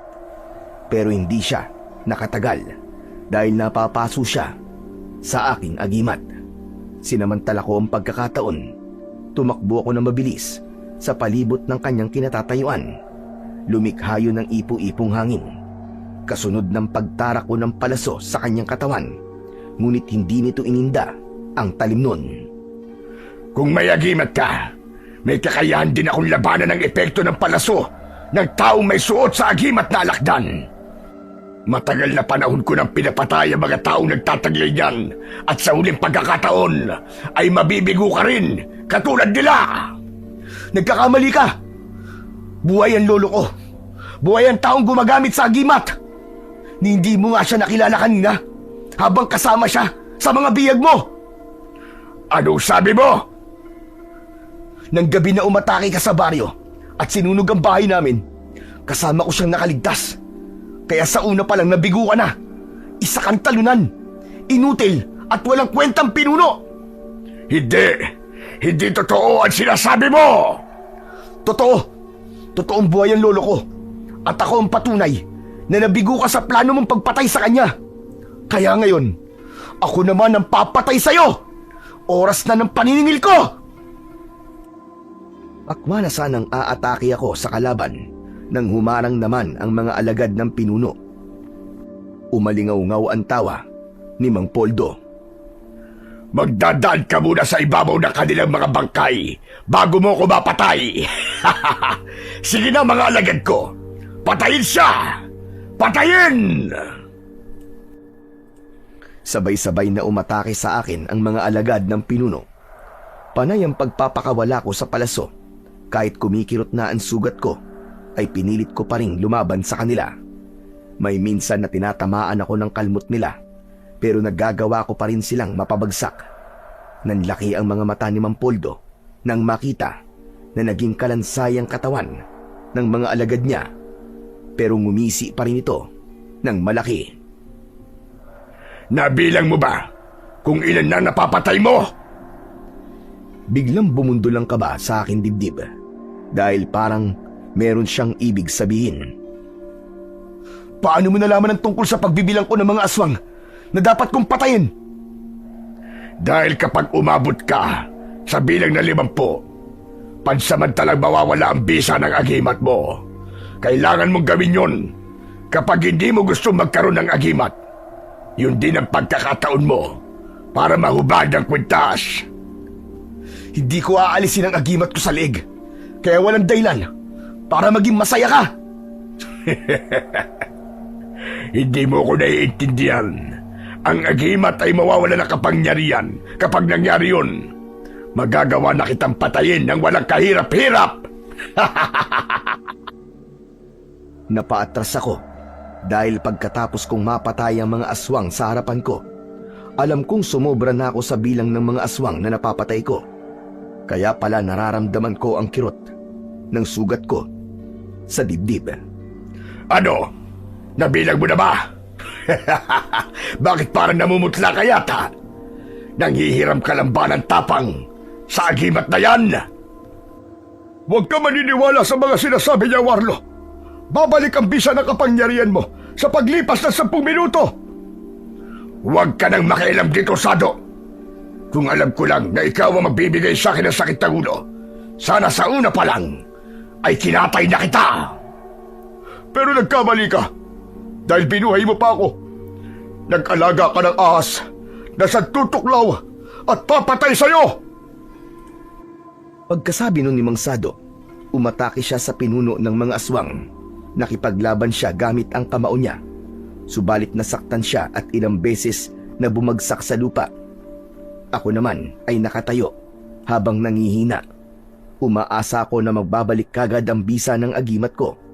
Pero dahil sa natalo si Mang Sado, ginamit ko ang pana para tulungan siya. Pinatamaan ko ng palaso ang pinuno ng mga aswang. Ngunit pati ang kakayahan ko sa paggamit ng sandata ay bigla ding nawala. Hindi tumama ang palaso. Sa halip, tumama lamang yun sa lupa. At dahil nalalagay na sa panganib si Mang Sado, gamit ang aking kamao ay sinugod ko ang aswang na si Mang Poldo. Ilang beses ko siyang sinuntok sa muka, ngunit hindi niya yun ininda. Isang malakas na suntok sa ilalim ng aking panga ang tumama mula sa kamao niya. Napaangat ang paa ko sa lupa sa lakas ng epekto ng suntok ng aswang. Bumagsak ako sa lupa habang dumudugo ang aking labi. Saktong pagbagsak ko ang pagdating naman ng taong bayan kasama sina Lolo Pistol at Arvin. Kami ang harapin mo! Kami ang labanan mo! Halimaw ka! Ikaw pala matandang yun. Totoo nga, at buhay ka pa.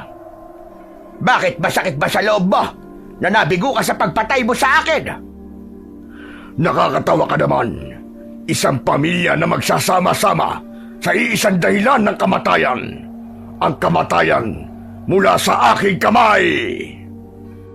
Sumenyas ang pinuno ng mga aswang sa natitirang alagad niya at sinugod nila ang mga tao na nakatayo sa likuran ni Lolo Pistol. Si Arvin naman ay inalalayan na makabangon si Mang Sado, saka sila nakipaglaban sa mga alagad ni Mang Poldo. Nagsalubungan ng dalawang panig. Ako naman ay dahan-dahang tumayo habang nangihina ang katawan. Hinarap ko ang pinuno ng mga aswang at paulit-ulit niya akong sinuntok sa muka. Wala na kayong magagawa. Ang tribong ito ang magiging libingan niyong lahat. Itinaas ng pinuno ng mga aswang ang kamay niya at akma na sanang itatarak sa akin ang kuko niya nang biglang lumiwanag ang suot kong agimat. At sakto yon sa pagsalo ko sa kanyang kamay. Sumigaw siya ng malakas habang nagwawala dahil sa sakit. Malakas ko siyang sinuntok sa muka at bumalandra sa dingding. Tumayo ako at nilapitan ng aswang, sabay luhod sa kanyang tiyan at paulit-ulit ko siyang sinuntok sa dibdib. Bawat pagtama ng aking kamao sa kanyang katawan ay yumayanig ang paligid na para bang may kasamang mabigat na bato ang aking kamao. Sumuka ng dugo ang pinuno ng mga aswang. Saka ako tumayo. Nilapitan ko ang pana at nilagyan ko yun ng palaso. Saka itinutok yun sa muka ni Mang Poldo. Pinagmasdan ko muna ang kanyang muka. Nakahawig sa muka ng baboy ramo. Nakabuka ang kanyang bibig habang umaangil. Tinuntungan ko ang kanyang katawan. Wag! Maawa ka! Wag mo akong papatayin! Bakit? Naawa ka ba sa mga tao na pinatay mo at ginawa mong pagkain? Naawa ka ba sa mga pamilya nila na inalisan mo ng karapatan na magkaroon ng kumpletong pamilya? Hindi ko hahayaan na mabuhay ka pa, hayop ka. Katapusan mo na! Mamatay ka! Pinitiwan ko ang hawak kong pisi at lumipad ang palaso. Tumama yon sa pagitan ng mata ng pinuno ng mga aswang. Hindi pa ako nasiyahan. Ang mga palaso na ibinaon ni Mang Sado sa gilid ng bakuran ay inubos ko lahat sa kanyang katawan.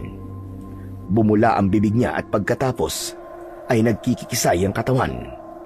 Lumapit ang ibang tao na naroroon at kasama ko silang pinanood kung paanong unti-unting nilamon ng kumukulong puting likido ang katawan ni Mang Poldo hanggang sa matira na lamang ang kalansay. Napataklob ng palad sa bibig ang mga tao sa nasaksiyan nilang pangyayari. Warlo! Ang galing mo, nagtagumpay ka! Napatay mo ang pinuno ng mga aswang! Dahil tinulungan niyo ako sa laban na to, Arvin. Apo, ipinagmamalaki kita sa lahat. Nagkaroon ng magandang dahilan ang pagkakaroon mo ng agimat. Pero dahil sa mga nangyari, natagpuan ko ang ating pamilya. Nang tumingin ako sa muka ni Lolo Pistol, nakita ko ang mga luha sa kanyang mga mata. Inakbayan niya si Mang Sado na may luha na rin sa mga mata. Nagtataka ko na nagpalipat-lipat ng tingin sa kanila. Teka, Lolo, ano pong ibig niyo sabihin? Warlo, apo ko, siya ang tatay mo at buhay siya. Buhay ang pamilya natin. Ano po? Siya ang tatay ko? Paano pong nangyari yun? Akala ko po ba patay na siya? Si Mang Sado ang sumagot sa tanong ko. Nilapitan niya ako habang hawak ang kamay ko. Hindi kami namatay, anak. Nakaligtas kami. Sila ang dahilan kung bakit pinilit ko mabuhay para sa kanila. Nakilala kita nang marinig ko ang pangalan ni tatay mula sa bibig mo. Idagdag pa ang agimat na nakita ko sa iyong leeg, sapagkat ginamit niya ni tatay. Kaya po ba iniligtas niyo po ako kasama ng kaibigan ko? Hindi ko alam na ikaw ang aking anak. Ang buong akala ko nun ay hindi kayo nakaligtas. Patawarin mo ko, anak. Matagal ako nagpaalipin sa mga aswang na yan para sa buhay ng pamilya ko. Wala po kayong kasalanan, tay. Ipinagmamalaki ko po na kayo po ang tatay ko dahil ni minsan ay hindi niyo po sinukuan ng pamilya natin. Teka, nasan po si nanay, tay? Nasasabik na po kung makita siya, pati ang kapatid at lola ko. Asa na po sila? Humawi ang isang hanay na mga tao na may hawak na sibat.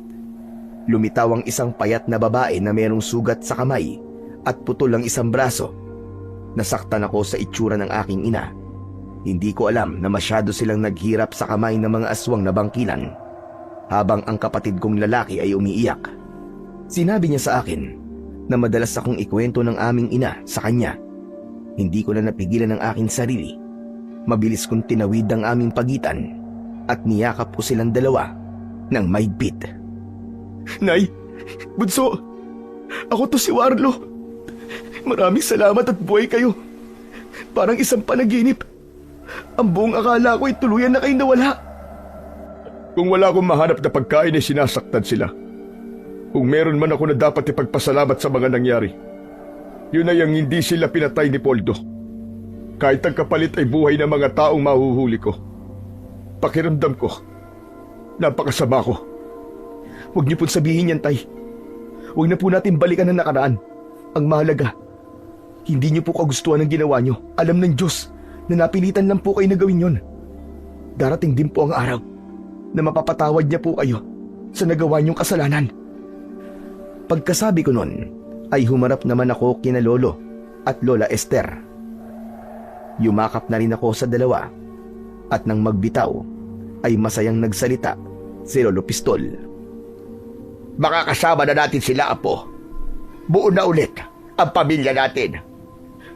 Masaya po ako na nagtagumpay tayo, Lo. Pero kailangan na po nating umalis sa lugar na to. Bago tayo umalis, surugin muna natin ang tribo nila. At hanggat maaari, wala sanang makakaalam sa mga nangyari dito. Tutulong po ako sa inyo para tuluyan na po silang mabura sa mundong ito. Nagtulong-tulong ang mga tao sa pagsunog sa tribo.